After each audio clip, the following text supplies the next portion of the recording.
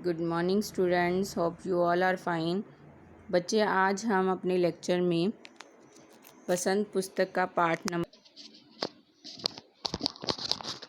5 चिट्ठियों की अनूठी दुनिया के बारे में पढ़ेंगे, जो कि अरविंद कुमार सिंह जी का लिखा हुआ है।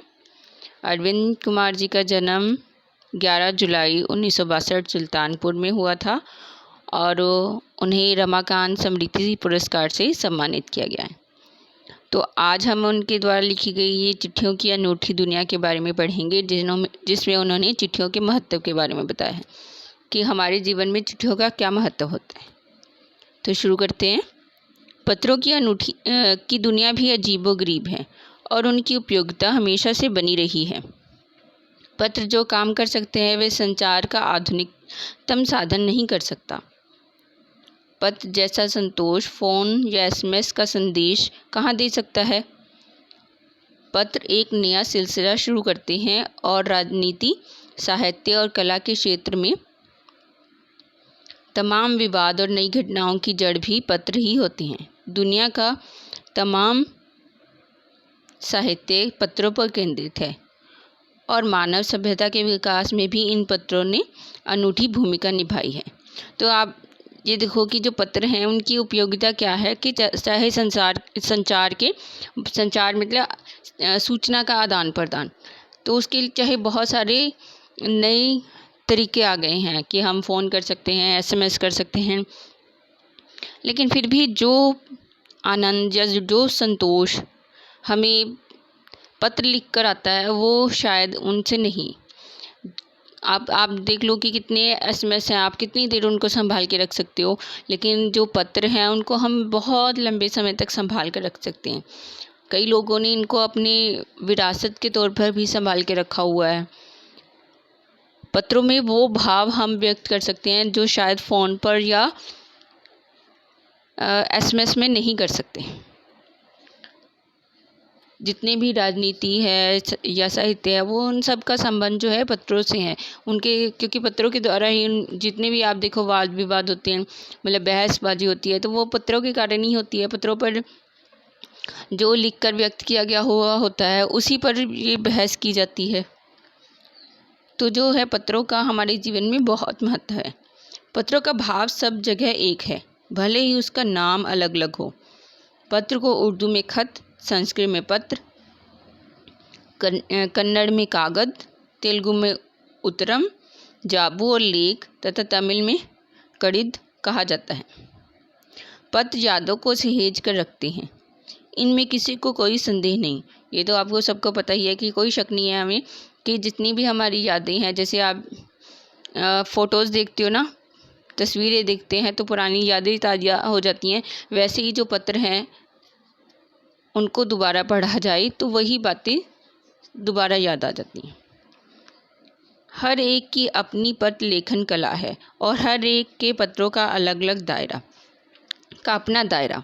तो यहाँ पे वो बता रहे हैं कि जो हर एक इंसान जो है वो उनका तरीका जो है पत्र लिखने का अलग अलग होता है, लिखने का तरीका, और सबके पत्रों के एक दायरा मतलब सीमा होती है कि हमने इस सीमा तक ही लिखना है, कि ऐसे नहीं है कि आप बिना कारण के लिखती जाओ। दुनिया भर में रोज़ करोड़ों पत्र एक दूसरे को तलाशते तमाम ठिकानों तक पहुंचते हैं। भारत में ही रोज़ 4.5 करोड़ चिट्ठियां डाक में डाली जाती हैं, जो साबित करती हैं कि पत्र कितनी अहमियत रखते हैं, मतलब कितनी इम्पोर्टेंस रखते हैं, कितना महत्व रखते हैं। अहमियत का मतलब होता है क्या, महत्व। पंडित जवाहरलाल नेहरू ने सन 1953 में सही ही कहा था कि हजारों सालों तक संचार का साधन केवल हरकारे रे होते हैं दूत, जिसको पहले होता था ना कि किसी दूत के हाथ में वो संदेश लिख कर देते थे और वो आगे उनको पहुंचाते थे, या फिर तेज घोड़े रहे हैं। उनके बाद पहिए आए, पर रेलवे और तार से भारी बदलाव आया। तार ने रेलों से भी तेज गति से संवाद पहुंचाने का सिलसिला शुरू किया। अब रेल, टेलीफोन, वायरलेस और आगे रेडार, दुनिया बदल रहा है। पिछली शताब्दी मतलब पिछले 100 वर्षों में पत्र लेखन ने एक कला का रूप ले लिया है। डाक व्यवस्था के सुधार के साथ पत्रों को सही दिशा देने के लिए विशेष प्रयास किए गए। पत्र संस्कृति विकसित करने के लिए स्कूली पाठ्यक्रमों में पत्र लेखन का विषय भी शामिल किया गया। पाठ्यक्रम मतलब सिलेबस। भारत ही नहीं, दुनिया के कई देशों में ये प्रयास चले और विश्व डाक संघ ने अपनी ओर से भी काफ़ी प्रयास किए। विश्व डाक संघ की ओर से 16 वर्ष से कम आयु वर्ग के बच्चों के लिए पत्र लेखन प्रतियोगिताएं आयोजित करने का सिलसिला सन 1972 से शुरू किया गया। प्रतियोगिता मतलब कंपटीशन। तो क्या कहते हैं, तो उन्होंने पत्र लेखन को और आगे बढ़ाने के लिए कि लोग ज़्यादा से ज़्यादा पत्र लिखें, तो उन्होंने एक क्या शुरू किया, प्रतियोगिता शुरू की, कंपटीशन शुरू किया, जिससे लोगों का मन जो है, बच्चों का मन जो है वो ज़्यादा से ज़्यादा पत्र लिखने में उनमें निपुणता आए, वो ज़्यादा से ज़्यादा पत्र लिखें।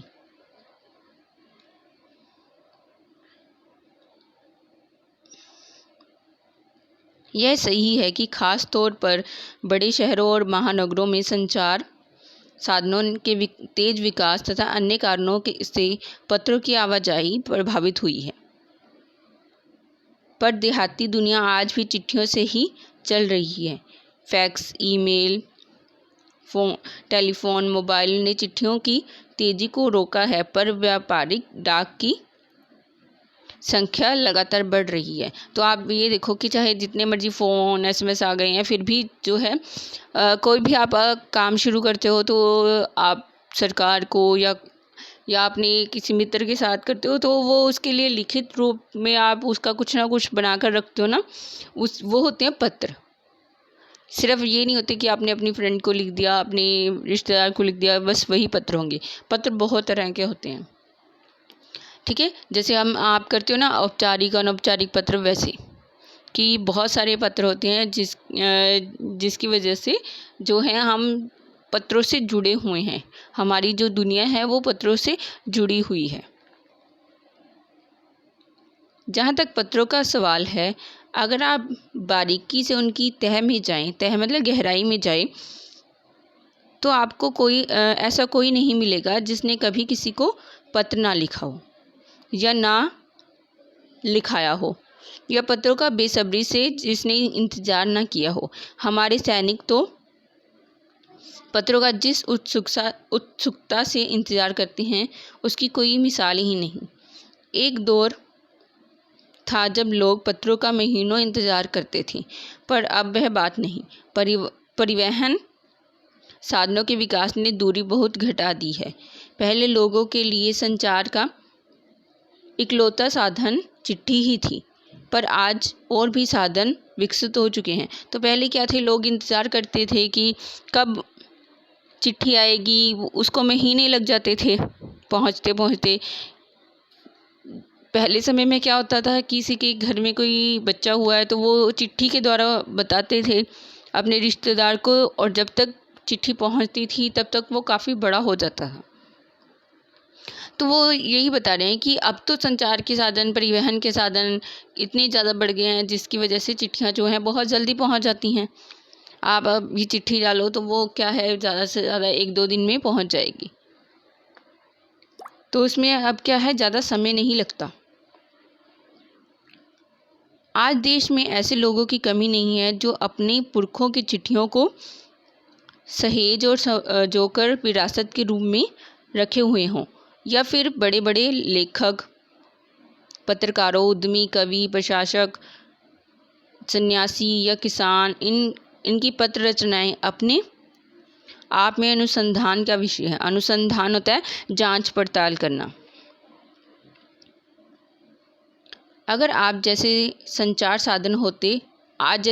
साधन होते तो पंडित जवाहरलाल नेहरू अपनी पुत्री इंदिरा को फ़ोन करती, पर तब पिता के पत्र पुत्री के नाम नहीं लिखे जाते तो देश के करोड़ों लोगों को प्रेरणा देते हैं। पत्रों को तो आज सहेज कर रख लेते हैं, पर SMS संदेश को आप जल्दी ही भूल जाते हैं। कितने संदेशों को आप सहेज कर रख सकते हैं? तमाम महान हस्तियों की तो सबसे बड़ी यादगार या धरोहर उनके द्वारा लिखे गए पत्र ही हैं। भारत में इन श्रेणी में राष्ट्रपिता महात्मा गांधी को सबसे आगे रखा जा सकता है। दुनिया के तमाम संग्रहालय या जानी मानी हस्तियों के पत्रों का अनूठा संकलन भी है। तमाम पत्र देश, काल और समाज को जानने समझने का असली पैमाना है। भारत में आज़ादी के पहले महासंग्राम के दिनों में जो कुछ अंग्रेज अफसरों ने अपने परिवारजनों को पत्र में लिखे, वे आगे चलकर बहुत महत्व की पुस्तक तक बन गए। इन पत्रों ने साबित किया कि यह संग्राम कितनी ज़मीनी मजबूती लिए हुए है, मतलब कि कितना ज़्यादा मजबूत है, ये कितना ज़्यादा स्ट्रॉन्ग है। ये नहीं है कि अभी शुरू किया तो कल ख़त्म, वो वाला नहीं है। तो ये सारे के सारे, अगर पहले समय में ये SMS या फ़ोन वगैरह होते तो लोग क्या करते, फ़ोन ही करते। तो हमने पिछले कक्षाओं में भी पढ़े हैं, पंडित जवाहरलाल नेहरू के द्वारा लिखे हुए पत्र इंदिरा गांधी को, तो वो हमें नहीं मिल पाते। तो उनके विचार जो हैं हम तक ना पहुंच पाते। अगर ये सारे पत्र ना लिखे हुए होते तो हमें किसी भी तरह का कोई भी साहित्य ना मिल पाता। आज हम इतना ही पढ़ेंगे। Thank you.